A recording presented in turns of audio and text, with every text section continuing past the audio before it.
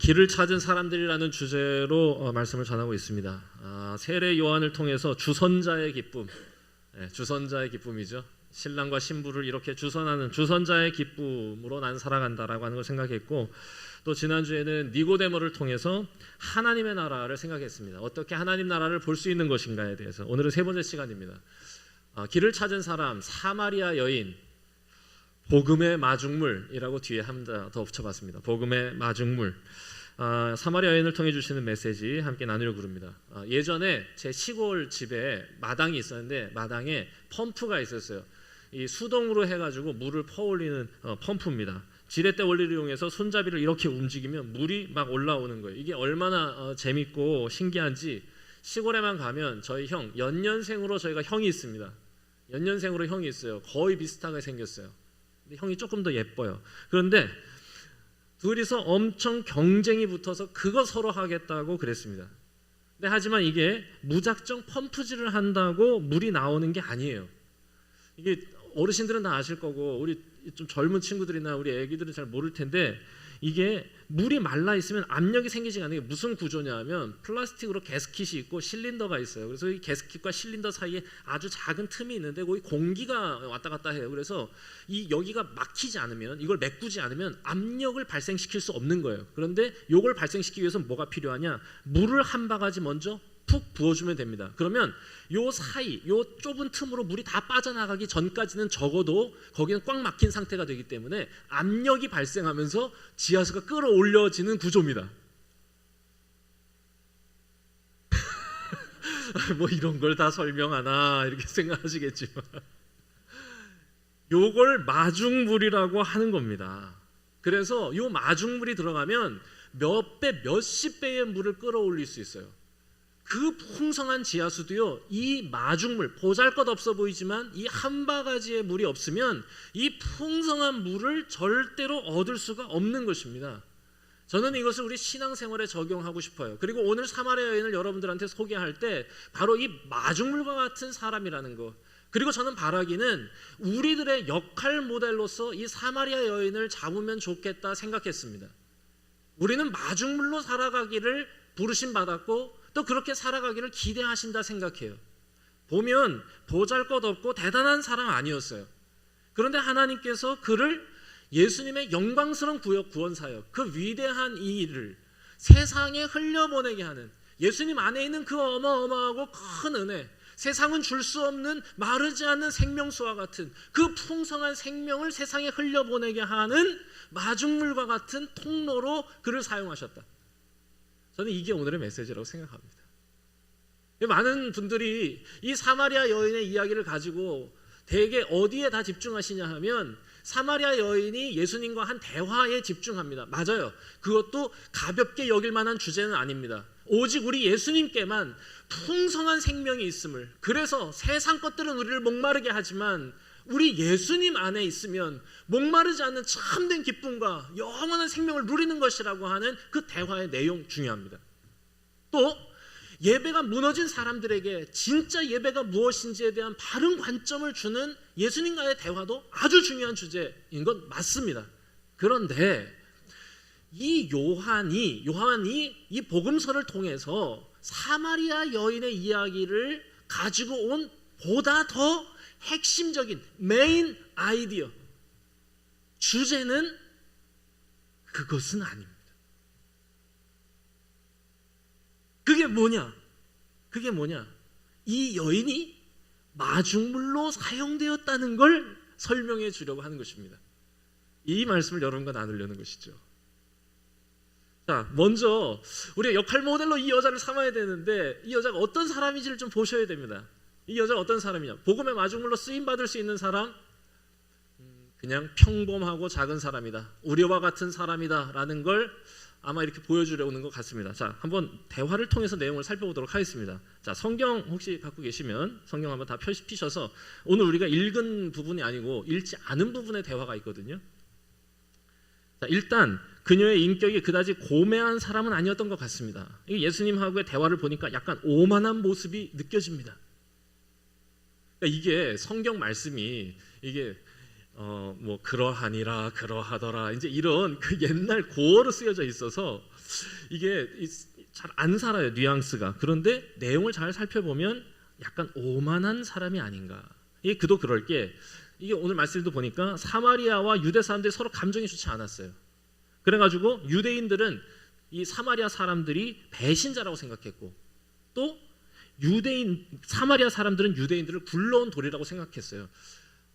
역사적인 배경을 간단하게 설명드리면 북이스라엘과 남유다가 멸망하거든요. 근데 북이스라엘의 이 수도가 사마리아예요. 그래서 북이스라엘이 멸망했을 때는 아수르라는 나라의 사람들이 들어와서 혼혈 정책을 씁니다. 그러니까 다시 말하면 피가 섞인 거예요. 너 살겠다고 거기서 너네 피 섞었지. 그래서 유대인들이 이 잡종이라고 배신자라고 얘기하는 건데, 실은 또 이 남유다는 어떠냐? 바벨론이 뒤이어 나와서 늦게 망하거든요. 그런데 바벨론은 이 사람들을 데리고 전부 다 이 나라에서 내쫓아요. 그래서 밖으로 나가 삽니다. 그런데 이제 밖에 나가 살다가 다시 돌아오게 되거든요. 다시 돌아와서 내가 이 땅의 주인이야, 나는 피 안 섞였어, 이러면서 이제 사마리아 사람들하고 갈등이 시작된 거죠. 그러니까 둘이 얼마나, 이게 사마리아 사람들은 우리 얼마나 힘들게 살았는지 알아? 그거 인정 안 해줄 거야? 섭섭하잖아요. 그러니까 어디 굴러온 돌이 말해, 이렇게 해서 싸우게 된 거고, 또 굴러 들어온 사람들은 그런 태도를 보면서 야, 너네 피 섞였잖아 이러면서 배신자라고 얘기하니 서로 상종을 안 했던 거예요, 서로. 자, 그런 상황에 유대 남자인 예수님이 이 사마리아 여인에게 가서 얘기합니다. 자, 제가 뉘앙스를 살려서 재구성하였습니다. 제가 말씀을 읽을 때마다 항상 이렇게 뉘앙스를 살리는데, 종종 이래도 되나? 라는 생각을 가지시는 분들이 있을 수 있습니다. 하나님의 말씀을 저렇게 재구성해도 되는가? 아니, 저는 이래야 한다라고 생각해요. 왜냐하면 성경은 여러분 문어가 아니라 구어로 쓰여졌습니다. 그러니까 이거 다른 말로 하면 무슨 말이냐면, 읽어야 알 수 있는 글이 아니라 들어도 깨달을 수 있도록 쓰여졌다는 말이에요. 그러니까 오늘 말씀을 제가 재구성해 보도록 하겠습니다. 자, 성경을 쭉 따라오시면서 한번 보세요. 예수님과 여자의 대화입니다. 예수님께서 이렇게 말합니다. 물 좀 줘. 물 좀 줘. 이건 당연한 거죠. 일반적으로 할 수 있어요. 근데 물론 유대 남자이기 때문에 약간 이상해. 뭐지? 이렇게 할 수 있어요. 그래도 인지상정이 뭡니까? 아무리 낯선 사람이라도 좀 이렇게 잘 대해주고 인격적으로 그냥 이렇게 반응해줘야죠. 그런데 거기에 여자가 이렇게 말합니다. 유대인 아저씨가 왜 이래요? 약간 시크합니다. 그랬더니 예수님이 이렇게 대답하는 거예요. 또 물어봅니다. 내가 누구인지 알았다면 너 나한테 이러지 않았을 거야. 아마 네가 먼저 나한테 물을 달라 했을걸? 성경들은 안 보시고 지금 저만 보고 계시지만, 맞아요. 그러셔도 괜찮아요.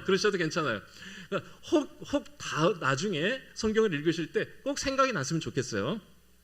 그때 여자가 얘기합니다. 거기 되게 복잡하게 설명을 했는데 제가 간단하게 줄여드리겠습니다. 이분복에 물기를 도구도 없으면서 우리는 여기서 대대손손 물기로 먹고 잘 살고 있어요. 당신이 야곱보다 큰가요?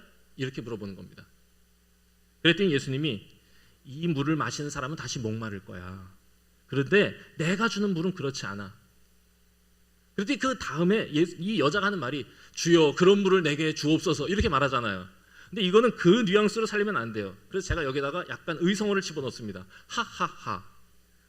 예수님 말씀 비우는 거예요. 하하하. 그런 게 어디 있어요? 보여줘봐요. 이게 훨씬 더 합리적이지 않습니까? 예수님도 좀처럼 물러서지 않고 여인도 도무지 마음을 열 기색을 보이지 않아요. 예수님은 여인의 마음을 계속 두드리고 여인은 단단히 마음을 잠그는 모양이 계속 나오는 겁니다. 자, 여기에서 보여지는 이 여인의 모습이 어떤 것이냐? 오만한 거예요. 예수님 앞에서 목에 힘주고 있는 거예요. 여전히 우리의 모습과 오버랩되는 모습이라 할 수 있습니다. 대개 여러분 약한데 불친절한 사람이 있어요. 그런 사람은 상처가 많은 사람이에요. 그리고 강한데 불친절한 사람이 있어요. 그런 사람은 사랑받지 못하는 사람인 경우가 많습니다. 사랑받고 싶은, 미움받기 때문에 오히려 더 세게 하는 거예요.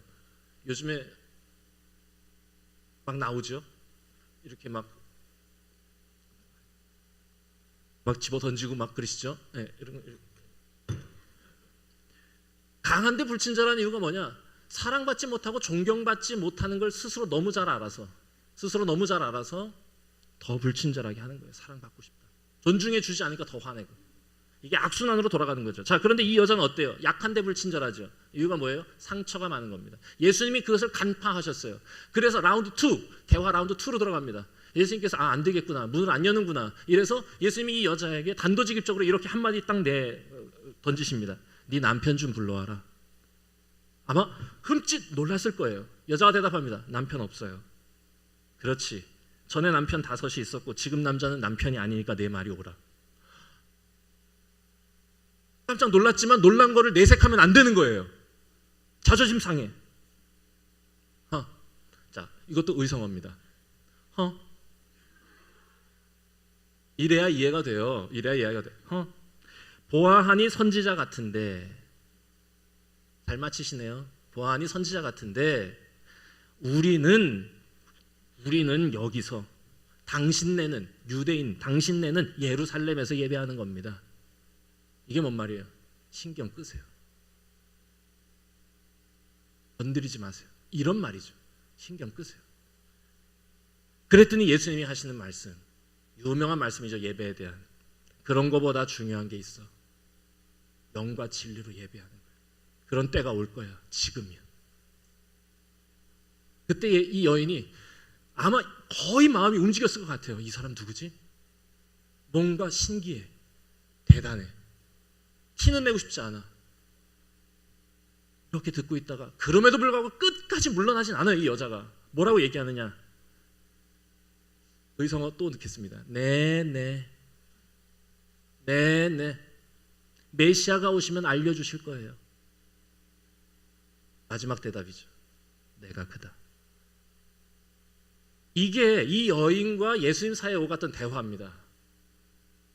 마지막 내가 그다 라고 얘기했을 때 아마 여인의 이 머리에 핑 하고 지나가는 게 있었을 거예요. 그럴 수도 있다. 누구지? 라고 하는 아마 신비감과 놀라움이 있었을 거예요. 자, 이 여인을 먼저 조명해 봅시다. 어떤 사람입니까? 오만한 사람. 아니, 실은 상처 많은 사람이에요. 자, 그런데 진짜 성경이 우리에게 주려고 하는 건 이 여자가 오만하고 상처 많다는 걸 우리가 분석하는 게 아니라 정말 하고 싶은 얘기는 뭐냐? 이런 사람을 통해 어떤 일이 시작되는지를 우리에게 보여주려는 것입니다. 그래서 대화 내용을 우리가 함께 읽지 않고 그 뒤에 이 이야기의 결론부를 우리가 함께 말씀해서 40절에서 42절을 읽은 거예요. 다시 말하면 그런 사람이, 오만하기 짝이 없는 사람이, 아니 실은 비참하기 그지없는 그 사람이, 지극히 평범하고 약하고 보잘것없는 그 사람이 동네에 뛰어들어가서 사람들을 예수님께로 데리고 나왔다. 이것이 이 이야기의 핵심입니다. 그 오만한 여자가 결국에 자기를 감싸고 있던 그 감옥을 깨뜨리고 동네로 달려가서 그리고 데리고 왔다는 거예요. 28절 29절 여자가 물동이를 버려두고 동네로 가서 사람들에게 이르되 내가 행한 모든 일을 내게 말한 사람을 보라. 놀란 겁니다. 야, 기가 막혀. 이는 그리스도가 아니냐. 자, 믿음도 보니까 대단한 사람이 아니에요. 예수님의 뜻을 굉장히 깊이 깨닫고 복음을 전한 게 아닙니다. 많은 목사님들이 이 여인을 대단한 전도자로, 예수님의 진리를 깨달은 사람으로 막 포장하고 설교를 하고 본받으라 얘기하지만 반대합니다. 그렇지 않아요. 우리랑 똑같아요. 오만하기 짝이 없고 실은 상처가 많은 사람, 그래서 좀처럼 마음의 문을 열지 않는 사람. 그런데 이 여자에게 주님께서 다가오셨고 그 대화 속에서 아주 약한 불빛 같은 진리의 빛을 본 것입니다. 그러니까 이 여자가 지금 갖고 있는 게 뭐냐? 자신의 과거와 상처를 맞춘 점쟁이와 메시아 그 중간 어디쯤으로 예수님을 보고 있는 겁니다. 그런데 바로 이런 보잘것없는 사람이 무엇을 했다고 하는 거냐? 그가 동네로 달려가서 사람들에게 말하는 거예요. 신기한 양반이 있으니 가서 한번 만나보자. 그래서 제가 이렇게 말씀의 제목을 정한 겁니다. 복음의 마중물이다. 적어도 이런 믿음이 아주 약한 것이지만 동네까지 달려가게 하는 에너지원이 된 것이지요. 그래서 정말로 얘기하려는 게 뭐냐? 이 여인의 믿음의 위대함이 아니에요. 이 여인이 예수님을 만나겠다는 거예요. 사람들로 하여금. 그래서 어떻게 된 거예요? 마중물이 돼서 예수님을 만났어요. 사람들이 데리고 와서. 그래서 뭐가 있었어요? 예수님의 말씀을 친히 듣게 되었다 이것입니다. 이것이 요한복음 4장을 통해 우리에게 말씀해 주시는 메시지이고 교훈이에요. 예수님의 말씀을 친히 듣게 됐어요. 그래서 무슨 일이 일어났냐? 실은 이 여인의 과거를 맞춘 기적 때문에, 그 능력 때문에 예수님께 나왔지만 실은 이 사람들은 예수님의 말씀을 친히 들음으로 참 믿음을 갖게 되었다 이것입니다.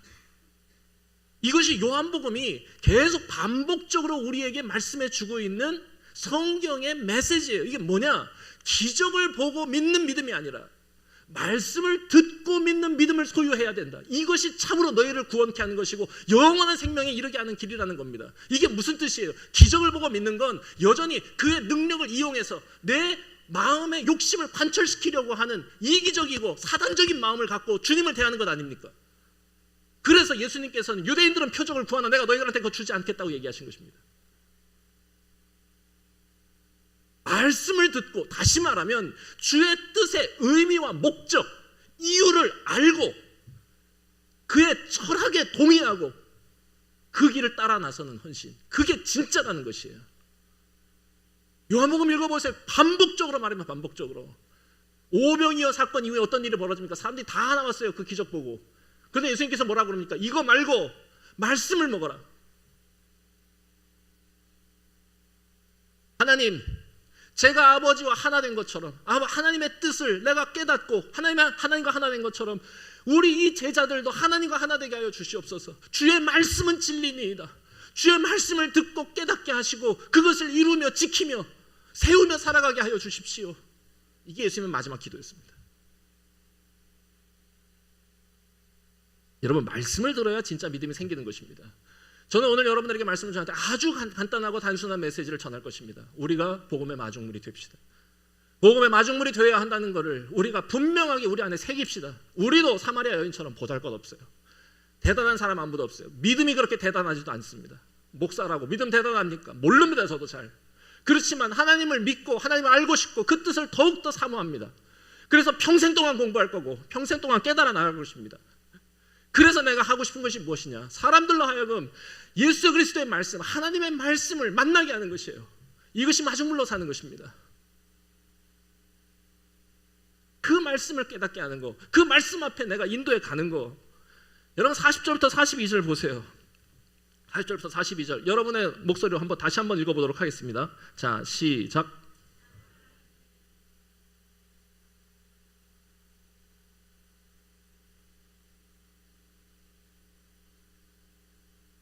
그렇죠. 계속.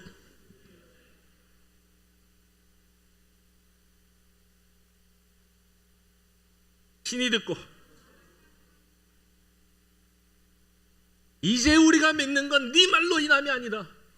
기적 같은 그 이야기 때문이 아니라 친히 하나님의 말씀을 들었기 때문에 이게 진짜 주님이 구주신 줄 이제 알겠다. 이게 핵심 아닙니까? 이게 핵심이죠. 여러분, 그래서 이것이 우리가 할 일이에요. 이 여인처럼 마중물이 되는 겁니다. 여러분들이 진짜 잘해야 되는 게 뭔지 아세요? 성경을 다 알고 세상을 다 깨달은 것처럼 한 수 세상과 나누고 가르쳐주면서 사는 게 아니에요. 그럴 자격 있는 사람 아무도 없어요. 부족한 줄 알지만 마중물처럼 예수님을 만나게 하는 촉매제로 살아가는 것입니다. 말씀을 읽게 하는 동기유발자로 살아가는 거예요. 예수님 만나게 하는 게 어떻게 만나는 건지 아세요? 말씀 읽게 하는 것입니다. 말씀 읽게 하는 거. 지금은 살아계신 예수님의 육성을 들을 수 없어요. 그런데 우리가 분명하게 들을 수 있는 방법이 있어요. 하나님께서 우리에게 주신 완전한 계신 하나님의 말씀을 통해 그 속에서 주의 음성을 듣는 것입니다. 목사가 설교하고 사람이 설교하는 걸 하나님의 말씀이라고 말하는 데가 있다면 그 이단입니다. 물론 목사도 설교 잘해야 됩니다. 하나님 앞으로 초대하는 초청자로서의 역할이 있습니다. 그렇지만 설교가 하나님의 말씀은 아니에요. 성경이 하나님의 말씀입니다. 그래서 저는 이 여인에게 제 역할 모델을 삼습니다. 소개하는 사람이요. 목회자는 성도들이 말씀을 읽도록 돕는 사람이라고 저는 생각해요. 설교 대충 하겠다는 건 아닙니다. 하지만 설교의 목적은 성경을 읽고 싶게 만드는 거예요. 설교를 너무 잘해서 설교만 들어도 충분하다고 느끼게 하면 그건 잘못하는 거예요. 설교 좋은 교회 막 쫓아다니시죠. 뭔가 채워지는 것 같다고 좋아하지 마세요. 그래서 제가 제일 좋아하는 설교에 대한 칭찬이 뭔지 아세요? 어려서부터 지금까지 똑같습니다. 목사님 설교를 들으면 성경이 궁금해지고 읽고 싶어져요 입니다. 그러면 속으로 이렇게 영사가 잘했다. 영사가 잘했다. 하나님이 칭찬해 주시는 것 같아요. 여러분, 이게 우리가 할 일이에요. 우리를 통해 사람들이 하나님의 말씀을 듣게 하는 거, 하나님의 말씀을 읽게 하는 거, 이 일만 잘하면 됩니다. 여러분, 저는 우리 교회가 이 일을 제법 잘하고 있다고 생각합니다. 여러분도 그렇게 생각하지 않으세요? 2살임에도 불구하고 잘한다고 말할 수도 있고 2살 이어서 잘할 수 있다고 말할 수 있을 것 같아요. 아직 뭐 갖춰진 게 없으니까 열심히 말씀 읽는 거죠. 여러분 놀라지 마세요. 우리 아이들이 우리 교회에서 성경 제일 많이 읽었습니다. 안 놀라시네? 글쎄 이미 다 알고 있었죠? 네, 어른보다 낫습니다. 지금 어디 읽니?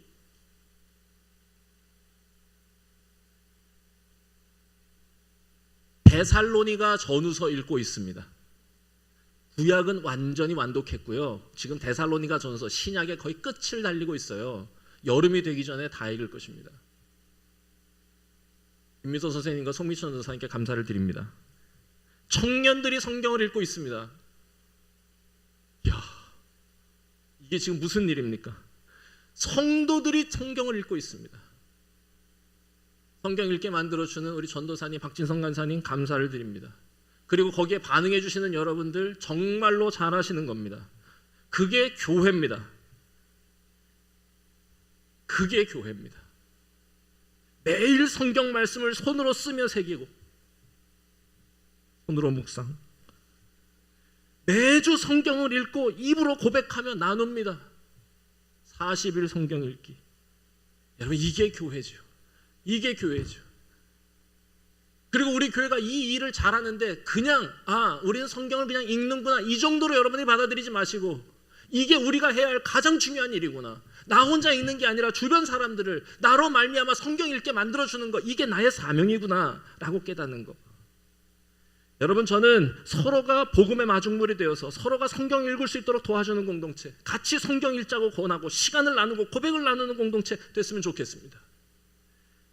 혹 우리 중에 말씀을 가벼이 여겨서 혹은 귀찮게 여겨서 읽지 않고 하나님을 믿는 분이 계시다면 여러분 그건 자기 마음에 맞는 하나님을 조각하는 것과 다름없어요. 성경도 안 읽고 설교도 그냥 그런데 하나님은 어떻게 아실 겁니까? 우리 서로 사마리아 여인처럼 마중물 되는 교회 세워나가기를 다짐해 봅니다.